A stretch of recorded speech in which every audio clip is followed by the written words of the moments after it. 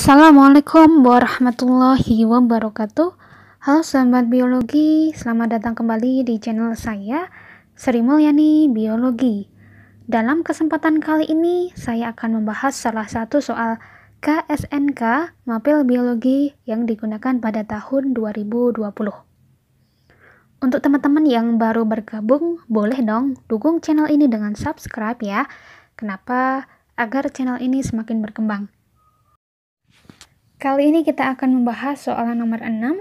Untuk soalnya, PCR, polymerase chain reaction, merupakan proses replikasi DNA secara in vitro. Satu siklus PCR mengikuti prinsip replikasi in vivo dan dilakukan melalui manipulasi suhu.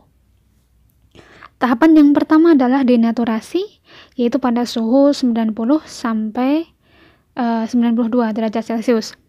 Nah, ini terjadi pemisahan DNA untai ganda menjadi dua rantai tunggal. Kemudian yang kedua adalah annealing pada suhu 50 sampai 56 derajat Celcius. Di sini terjadi perlekatan primer pada setiap DNA untai tunggal. Dan yang ketiga adalah extension pada suhu 72 derajat Celcius.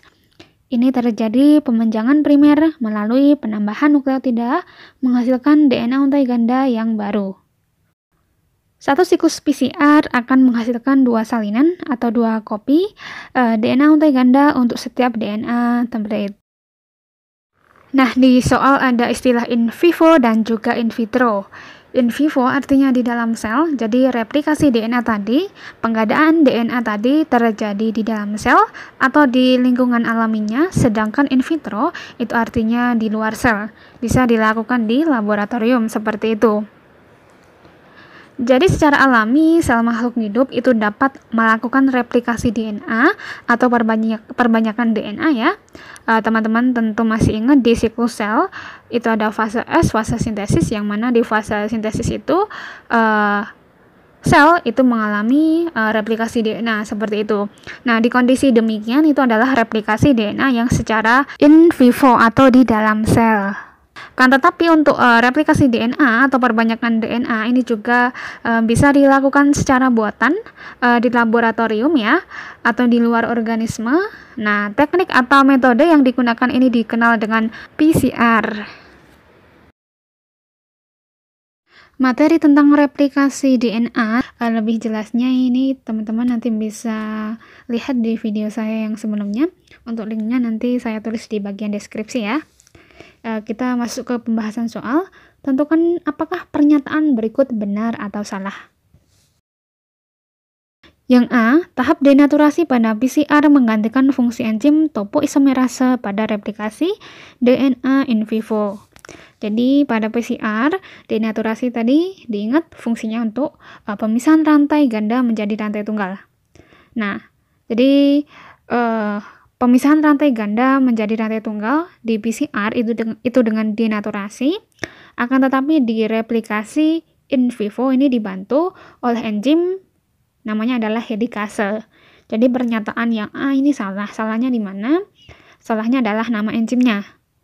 Kalau topoisomerase atau enzim kirase ini fungsinya untuk mengurangi tegangan pada pangkal percabangan replikasi.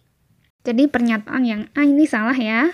Kemudian yang B, single strand binding protein atau SSB tidak diperlukan di sepanjang proses PCR. Nah, SSB ini apa sih? Jadi SSB ini adalah protein pengikat rantai tunggal. Jadi di replikasi in vivo itu agar DNA yang sudah berpisah, rantai ganda yang sudah berpisah agar tidak membentuk rantai ganda kembali itu dibutuhkan protein SSB. Nah, akan tetapi di PCR atau replikasi in vitro ini tidak perlu. Kenapa? Karena dengan perlakuan suhu yang tinggi tadi, sekitar 90 derajat Celcius tadi, sudah cukup memisahkan rantai ganda seperti itu.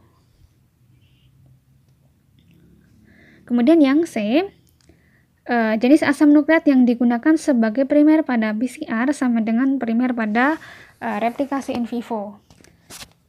Nah, di sini juga salah. Kenapa? Pada PCR itu primernya tuh berupa DNA, sedangkan pada replikasi in vivo primernya itu berupa RNA yang disintesis oleh enzim primase. Yang D, dibutuhkan setidaknya 4 siklus PCR untuk menghasilkan salinan DNA tanpa overhang. DNA untai ganda yang memiliki segmen untai tunggal. Nah, jadi overhang itu kondisi di mana ujungnya itu lancip. Kenapa lancip? Karena DNA yang atas dengan yang bawah ini tidak rata. Nah, agar menghasilkan salinan DNA yang tanpa overhang ini dibutuhkan 3 siklus PCR seperti itu. Jadi jawaban yang D ini juga salah. Oke, jadi itu pembahasan soal KSNK nomor 6. Semoga bermanfaat ya. Saya akhiri. Wassalamualaikum warahmatullahi wabarakatuh.